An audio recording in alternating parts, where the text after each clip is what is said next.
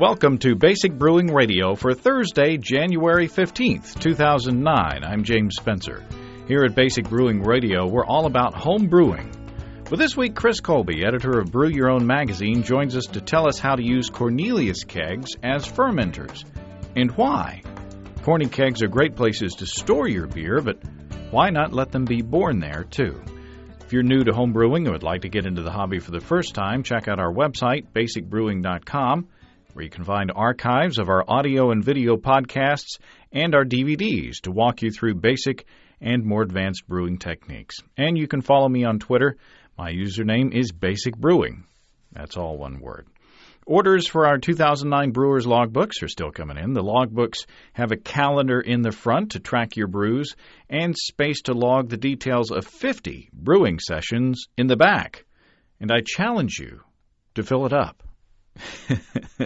You can check them out on our online store, basicbrewingshop.com. Thanks again to everybody who's clicking on our Amazon.com associate link on our basicbrewing.com site. Whenever you think of Amazon, think of us and click on our associate link first. It won't cost you any extra, and you'll be helping us bring you this show, and we appreciate your support. Got some interesting feedback from our interview with Bruce Swysicki on propane and propane accessory safety last week. No complaints about the Hank Hill impression, which surprised me. This letter comes from Roger in Lafayette, Colorado. Roger says, Bruce has to wear his official propane police hat when he's answering your questions, and although his answers are correct to the letter of the law, the common sense and real-world answers may be different. Can anyone legally recommend using a burner in the garage? No. But that being said, I do it all the time with an open window and the garage door up about 4 inches with my carbon monoxide detector showing 0 the whole time. The same detector jumps to 20 if I back a car in, so I know it works. Just make sure that you have a carbon monoxide detector with a readout and adjust your air mixture for blue-tipped flames. Yellow flames equals CO, carbon monoxide equals death. Roger says the most dangerous thing about the whole adventure is having the propane tank and its rubber hose in an enclosed space with your house attached to it. I recently had an overfilled propane cylinder vent out through its overpressure valve while running my barbecue. The ensuing fireball was neat-looking, but being immediately adjacent to my house and my eyebrows, it was a little scary. It had been cold out since filling it, but the barbecue heated up the cold tank, which increased the pressure and caused the purge. If a hose had melted, things could have been much worse. Well, thanks, Roger. Glad you weren't hurt. That sounds scary. I've gotten a few letters from brewers who say they use carbon monoxide detectors and will continue to brew in the garage, of course, while providing cross ventilation and with the door cracked. And that works for the bad gas, the carbon monoxide and such, but if your tank blows out for some reason, like Roger's did, inside your garage, that's another story. Now, I hope that doesn't happen to anybody, regardless of where you brew, inside or outside.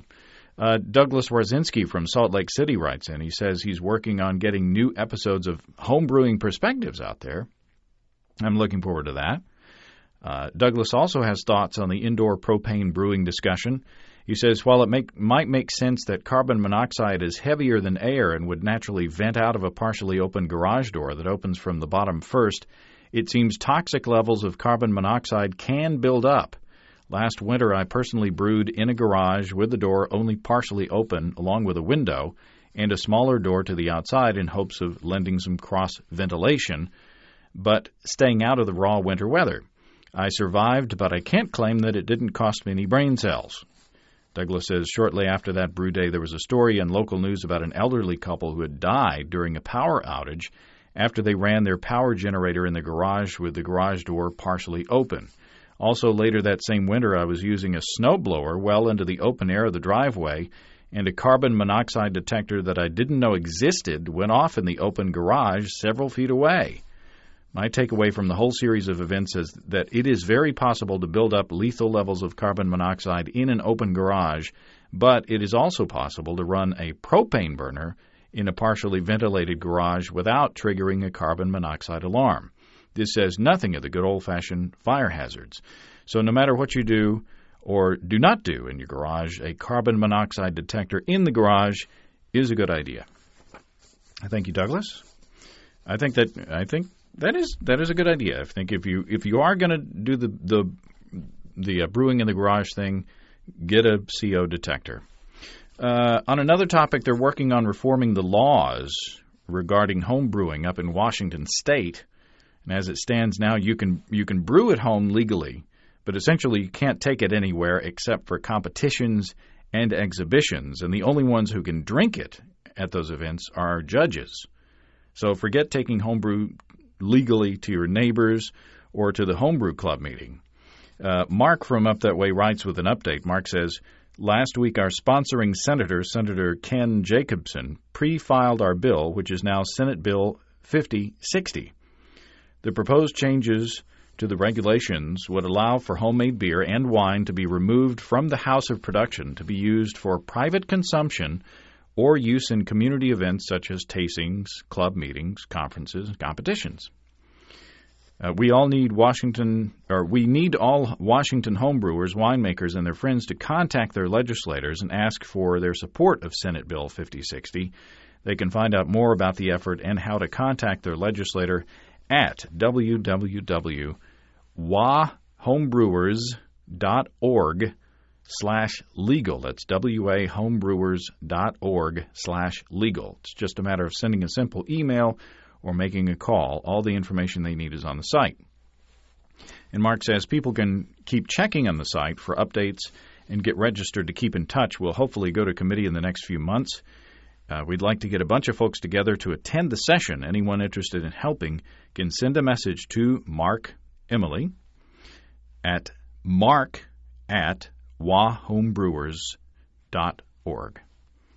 So Mark says, thanks for your help. With your listeners' help, we can help make Washington a more brewing-friendly state. I'm all for that. Good luck, guys.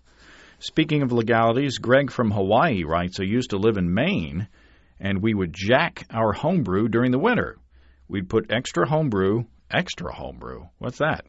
Extra homebrew in 1-gallon plastic water jugs and set it outside overnight in January or February. It was freeze completely, and then we'd bring it inside and turn it upside down over a big Oktoberfest mug until most of the color had melted out of the jug. The flavor doesn't change like it does during distilling, and the alcohol by volume goes way up. Of course, you lose any carbonation, but the beer is more like a liquor at this stage anyway. It's easy to end up with an overly hoppy product at this stage, though, so don't overhop the initial batch. Well, thanks, Greg. That sounds like fun. It also sounds like you're making an ice beer, which I believe under the current law is classified as distilling and is illegal. Silly, but silly to be illegal. But there you go. So whatever you do, don't freeze a jug of homebrew. Bring it inside and turn it upside down over a mug until the color drains out of the ice, giving you a tasty, hoppy, liquor-like substance. Don't do that. It sure doesn't be tasty next to a warm fire. You know, get a nice little barley wine, jug of barley wine, freeze it. But don't do that.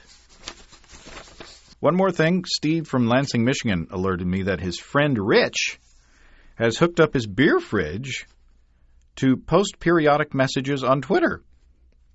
That's right. There's a refrigerator with beer in it that tweets. And you can follow it at the username BeerFridge on Twitter. I have to warn you, though, that unless your name is Rich and this is your refrigerator, it doesn't stay interesting for very long. But, you know, it's it is a cool concept. Well, speaking of Twitter, thanks to everybody who sent in questions for Chris Colby on today's topic of fermenting in a keg.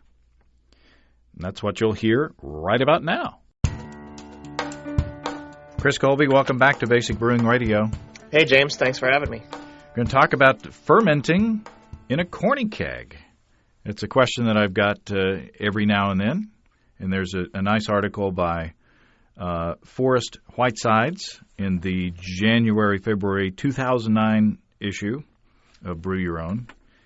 And it looks like a pretty straightforward thing, but there are some things that you've got to watch out for, and we'll hopefully cover those. But first of all, if people are new to home brewing, they don't even know what a Corny keg is, let's start at the very beginning. What is a Corny keg, and where do you get one?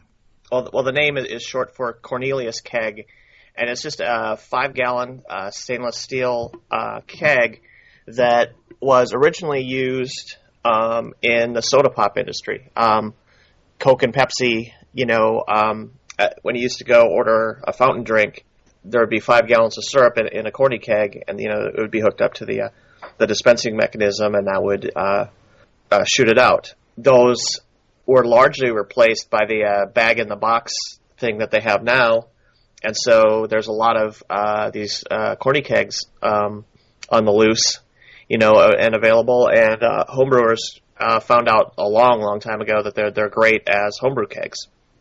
So are they still making them, or is there a danger of us ever running out of Corny kegs? The thing that they were basically made for is now gone. Almost all kegs you see almost all kegs I see these days are used. So I'm not sure. I mean, I do see them listed new sometimes in homebrew catalogs, and I'm not sure if that's new in that they've never been used or sold before, or new in that they're actually still being produced. That's just something I don't know. So once you get a Corny keg, what's the first step? How do you prepare it for being used in general and as a fermenter?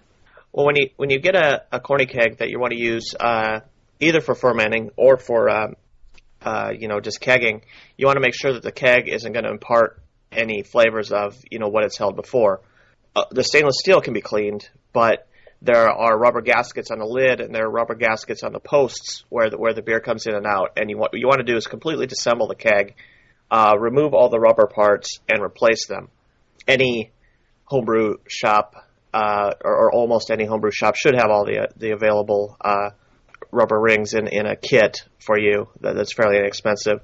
So, take the keg completely apart, replace the rubber parts, and just clean the keg thoroughly. One thing you can do is, if you think there's a lot of smell in there, is with water and add some baking soda for a while. That'll absorb a lot of the any smells or flavors that are sticking to it. But really, a good cleaning. It's stainless steel. You should be able to clean it, just with your cleaning procedures. Mm-hmm.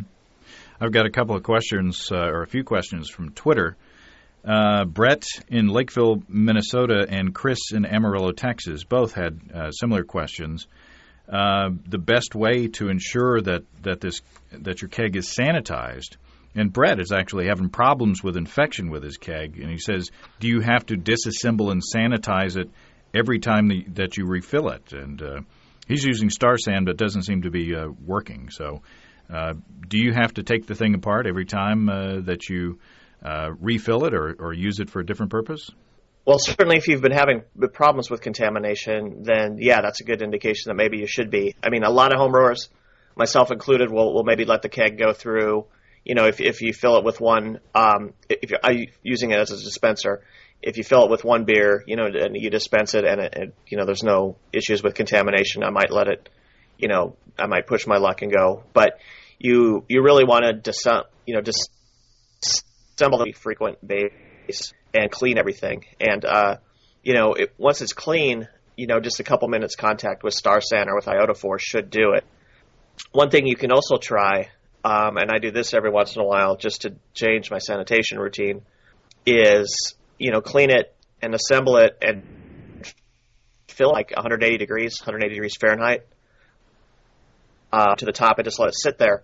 And basically, if 15 minutes over 160 degrees Fahrenheit should kill off anything that that's there. And since it's stainless steel, there's no problem with using heat as a sanitizer in that case. You can push that water out, just like you'd push beer out with your CO2, and you can use that hot water later for cleaning more stuff. Mm-hmm. Like a lot of times I'll serially clean kegs that way. I'll push hot cleaner through them, and then either sanitizer or sometimes if there's a bunch of clean ones, I can pump. If I'm doing it by hot water, just pump hot water through them. Another thing that he might want to try, he says, Brett says that he uses Star San. If that's not working for him, he might want to switch to iodophor or another sanitizer to kind of change his sanitizing regime up a little bit to see if that makes a difference. I just rotate through sanitizers. Any of them should work in perpetuity if you're getting your equipment, sparkling clean like you should. But rotating sanitizers never hurts. Also, one thing I'd look to, if you've got a keg and you're having repeated problems with contamination, one thing to look at is what are you dispensing through. If you're using, a Cobra tap or hooking it up to a kegerator and your dispense lines are dirty, once you push beer through that, then the whatever's growing in your lines will just crawl down into your keg. So you make sure that everything coming in and everything going out. You might even want to, if you're really having problems, replace the line going to your keg from the CO2, or maybe stuff a little piece of cotton in before the to filter the CO2 coming out, because you never know. Maybe you're maybe there's some dust or something inside your CO2 cylinder that's getting in there. It's probably unlikely, but if you're really having recurring contamination problems, it's best to think of every input to the keg, every and every exit, because the exit is also a source for things moving back up. Right. Talking about fermenting in a Corny keg, Mike Lozano, our buddy in Aurora, Colorado, asks why? Why would you want to ferment in a Corny keg? And what are the kind of positives and negatives? Yeah, that's a good question. The basic thing, one of the good things about homebrewing is that there are a ton of different ways to set up your home brewery, and it depends on what equipment you have, what you have access to. Fermenting in a Corny keg is a good option in a couple situations. One is if you have a fermentation refrigerator. Depending on how big that is, you might only be able to hold one or two fermenting carboys in there because they're relatively squat, whereas you could maybe hold 4 or more, fermenting Cornies in there if you're doing that. Fermenting in Corny also presents you with what I think is a real nice option, is once fermentation's over, you just hook your CO2 to one end and an outpost to the other end and a tube, and you can rack to a clean keg under CO2 pressure. So you do all your racking without exposure to air. Mm-hmm. And so those are, I would say space and equipment issues, if that's just what you want to do.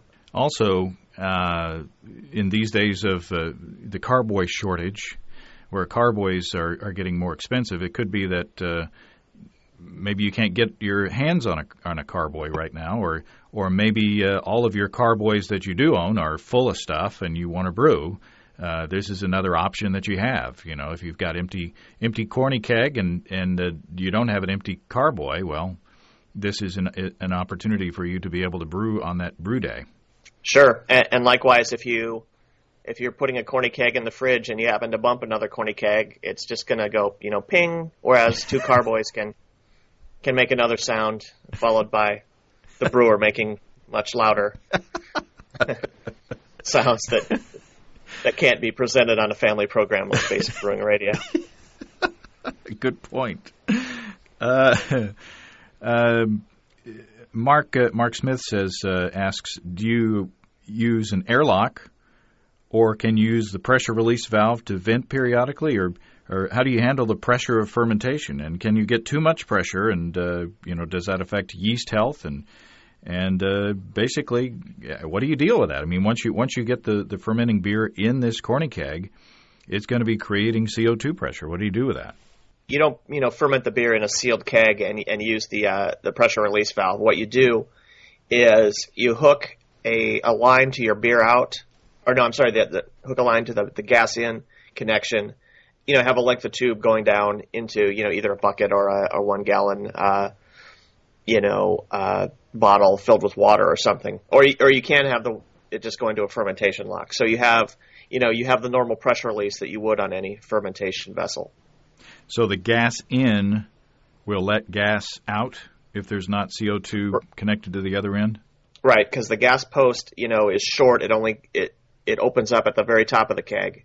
So any pressure, as long as that's pushed in, goes out.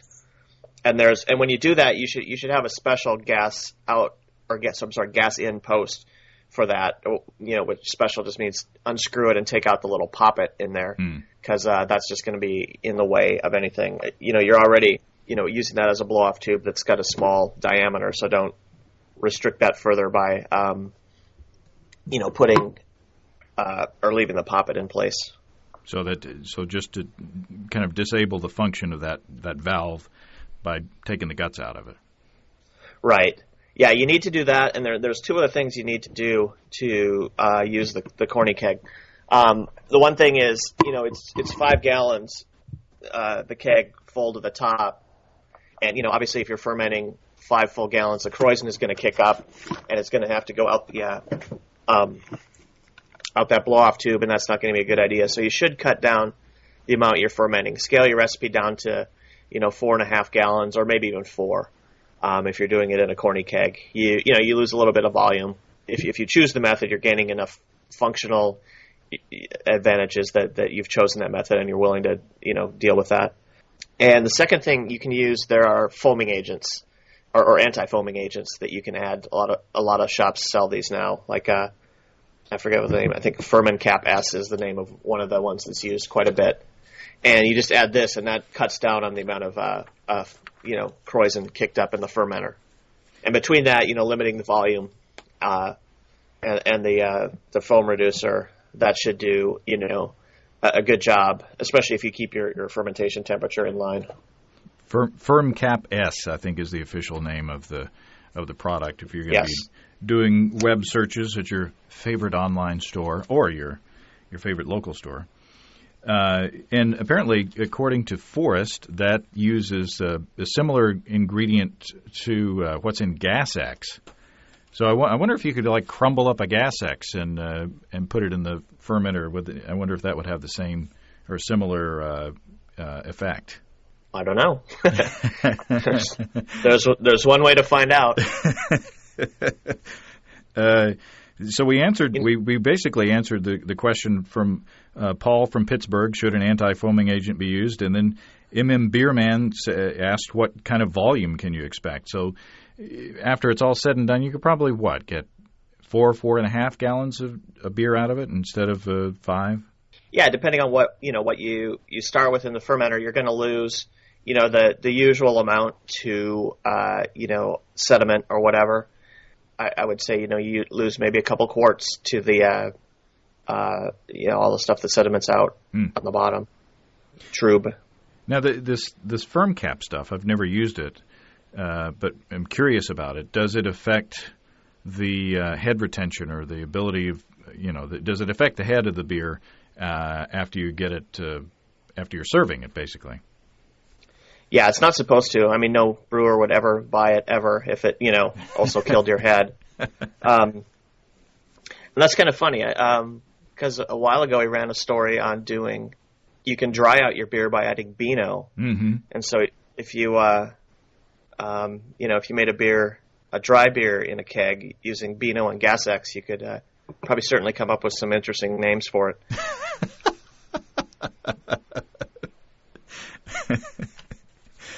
I wonder what other digestive products we can use in our brew. Yeah. What else can we grab from the pharmacy and put in our beer? Well, I've heard people putting condoms on their beer bottles to make sure that the seal was working on their capper. So maybe we should stop there. Dan from Buffalo, New York, asks, fermenting in a keg, can I have real ale? Or will I fight oxidation when drinking it? So, is this the same as doing a cask ale? Okay, no, that's different. Setting up you can set up a Corny to do a sort of a real ale sort of simulator, but the story that we ran in this issue, it isn't really about that. If you search the BYO webpage, I think, I'm not sure if that article is online, but we did do an article once about using a Corny as a real ale dispenser. Yeah, the thing with using the Corny kegs is that you're pushing the beer with CO2, so it's not exactly the same thing. I mean, using a cask, you wind up getting air. Yeah, using a hand pump, you wind up getting air into the cask, unless you use a rebreather or something where you replace the space in the cask with CO2 to preserve the quality of the beer. But technically, I think that if you're doing a cask ale, you do have to worry about staling and oxidation because you are bringing air into the cask. Right. When you do the Corny as a cask thing, you lay it on its side, and if I remember right, you even slightly tip the what would be the bottom end up, and then the air comes in through the gas in post, like actual air, and then you sort of just drain it, or you could hand pump it if you had a hand pump from the beer out, and yeah, that's more involved than what we're doing here, and certainly any real ale application, you're gonna have to worry about oxidation if you don't drink the beer fast enough. And in British pubs, when they set that up, Jason, wasn't a big problem because they'd tap the cask and like a day or so later, it would be gone. But if you're not, if you've got a real ale cask or a carboy a Corny that you're tasking for that, and you don't drink the beer very fast, then yeah, you would have to worry about oxidation. Tim from Audubon, Pennsylvania, and Rob from Phoenix ask, is there a noticeable flavor or aroma difference between fermenting in a keg and fermenting in a carboy because of the geometrics? So, you're basically putting, I guess they're saying that because of the shape of the vessel, you may be affecting the fermentation characteristics. Is that an issue with something like a 5-gallon batch? Commercial brewers have put a lot of energy into examining what different fermenter geometries, what effect that has on the final beer. And a lot of homebrewers, or not a lot, but some advanced homebrewers have read that and then sort of tried to port over the results from big commercial fermenters to little homebrew fermenters. And the fact is, you can't really compare the two because of the difference in absolute size. Although a Corny is a long, thin, tall fermenter, it's not going to have the same dynamics as the 8-story fermenter they have at Miller Brewing. Because there's for one thing, the pressure in the bottom of your keg isn't any different, and I would say, I've never really done an experiment or seen anyone do an experiment, but I would really doubt at a homebrew scale that fermenter geometry had that big of a deal to do with it. I mean, certainly, I think, unless you're a homebrewer who, every beer you enter in a homebrew competitions wins best of show, and, you've just absolutely reached the peak of, homebrewing godliness. Even then, I don't know if I'd start to worry about fermenter geometry. It just seems like there's so many other, more worthwhile things that you could focus on to improve your beer or to do. I just, and I could be wrong, but I just don't think fermenter geometry is at our scale anything that really deserves more than a passing thought. Tim from Seattle asks, what about dry hopping and or using things like wood chips, orange peel, that kind of thing in the Corny keg? I wouldn't use those unless you really needed to in the primary, because, like I said, using this method, the blow-off tube is fairly constricted, and the chance of clogging that would go up when you have things like that. If you wanted to ferment in the Corny, then you rack it over to another Corny in secondary and use oak chips, dry hops, spices, whatever, then sure, that's you would do it just exactly like you would do that in any serving vessel. But if you rack from primary to the secondary and use a Corning for both, And you said that's easy to do using CO2 to rack your beer. Right. You get the advantage of having it all enclosed in an envelope of CO2. But when you do things like put wood chips in the secondary, you got to think about if you want to serve from that secondary after a period of time of aging, you got to make sure that your serving tube doesn't get clogged up, right? Sure, and that's why whenever you dry hop in the keg, or if you're adding spices or wood chips or whatever, most people put them in a bag, and that's still not 100% proof positive against blocking your up tube, but it usually helps. And can you? Forrest also talks about racking with gravity.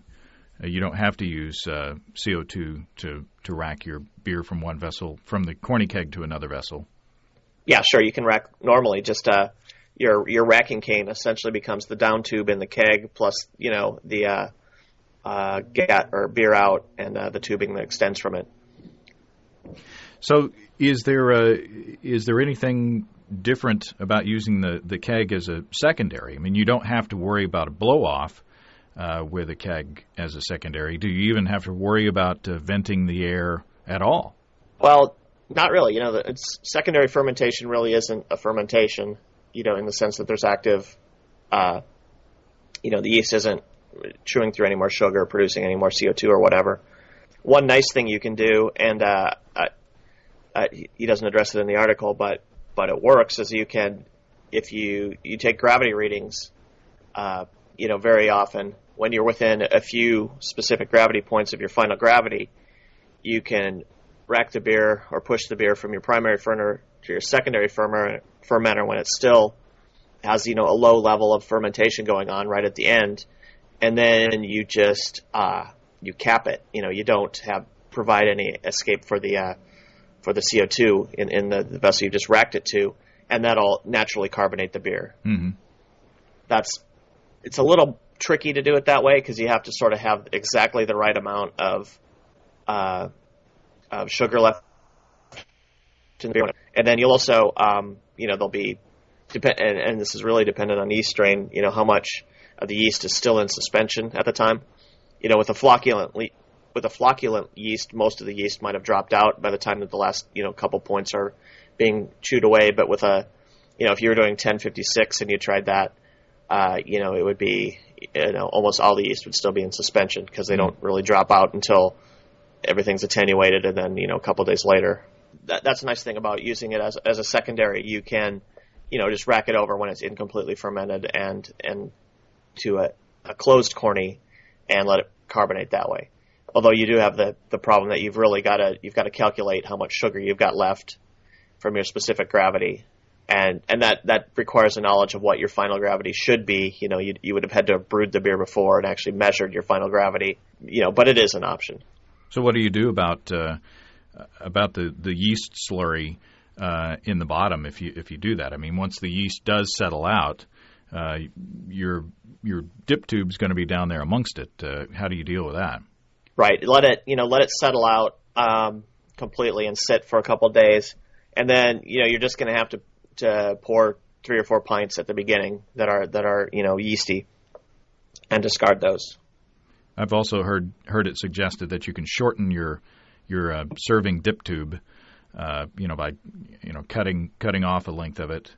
But it seems like to me that, well, you're going to be wasting a little bit of beer either way, I guess. The way I look at it is it's kind of 6 of one, half dozen of the other. Mm-hmm. Either you end up pumping out or pushing out, a couple, more like a few pints of cloudy beer, or you leave a few pints on the bottom. What about harvesting yeast from the carboy? Joe from Folsom, California asked that. Seems like it'd be difficult to get down in there and get the yeast out, or to pour it out, either one. Yeah, if you're trying to top crop it, get yeast off the top.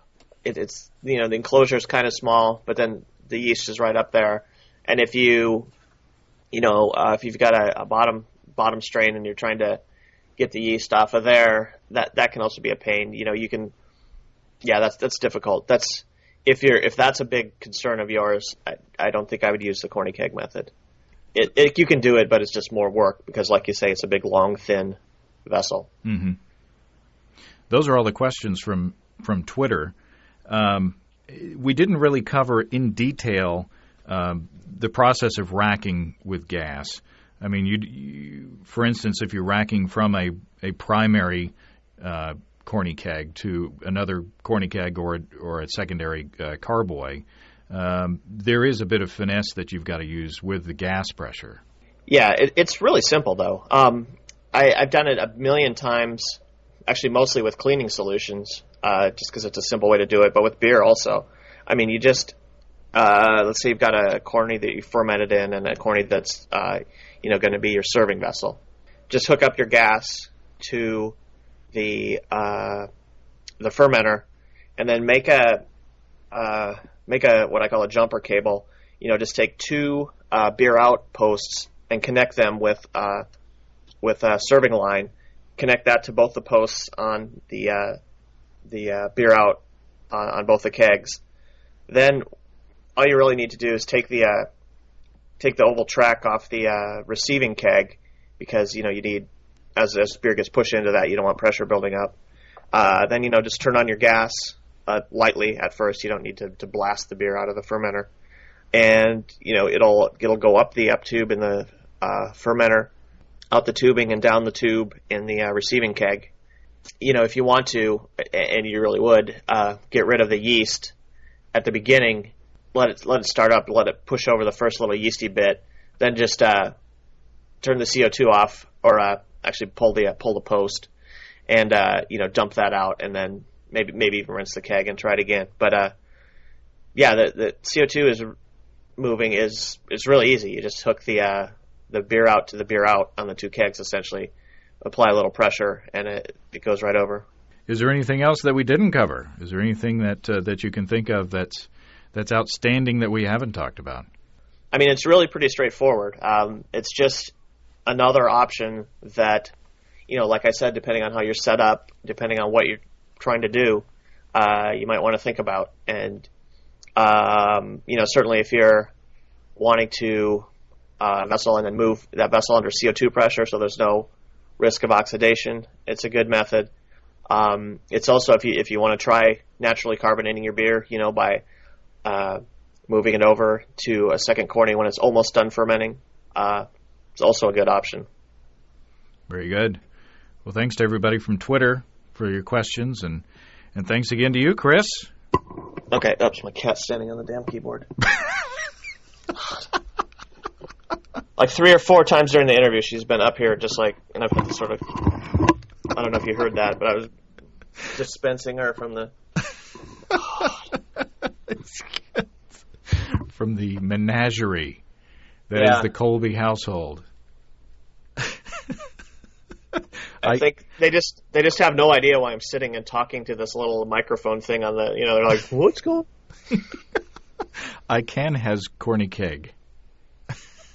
Yeah. All right. Well, thanks, Chris. Okie dokie.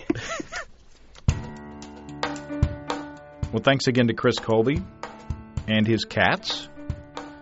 You can pick up the free issue of Brew Your Own magazine by clicking on the BYO banner ad on basicbrewing.com. And if you decide to subscribe after reading that issue, you'll be helping to support this podcast. Remember, we've got the Brewer's Logbook and our new Basic Winemaking Introduction to Wine Kits DVD out on our online store. If you have brewing questions, show suggestions, or just want to say howdy, write to james@basicbrewing.com, or just fill out the contact form on basicbrewing.com, and please don't forget to tell us where you're from. You can check out our low-tech lagering and decoction mashing DVD on basicbrewingshop.com. There are also original DVDs, Introduction to Extract Home Brewing, and Stepping into All Grain. We've got combo deals on the site to save you a few bucks. And you can see a listing of the fine folks across the country who sell our DVDs on basicbrewing.com. And if there isn't a vendor in your area, you can order it online from us in our online shop at basicbrewingshop.com. We've got shirts of different colors. And thanks to everybody who's continued to click on our Amazon.com link. We appreciate the support there. Our featured products this week that were purchased through the link are Born Free Variable Flow Nipples, Twin Pack, and Mist 10th Anniversary DVD Edition. Both of those sound like fun things. Thanks again, everybody. And remember, I can't tell who bought what, so no worries there. Just click on the Amazon.com logo on our site the next time you feel like Amazon shopping. We appreciate your support there. And, I think we've got an Audible link out there, too. If you want to subscribe to Audible, get audiobooks online. Try that. That's all. Until next week. Until then, thanks for listening. I'm James Spencer. Production help for Basic Brewing Radio and our website is provided by Kelly Dodson down in Austin. Basic Brewing Radio is a production of Active Voicing. We'll talk to you next time, everybody. So long.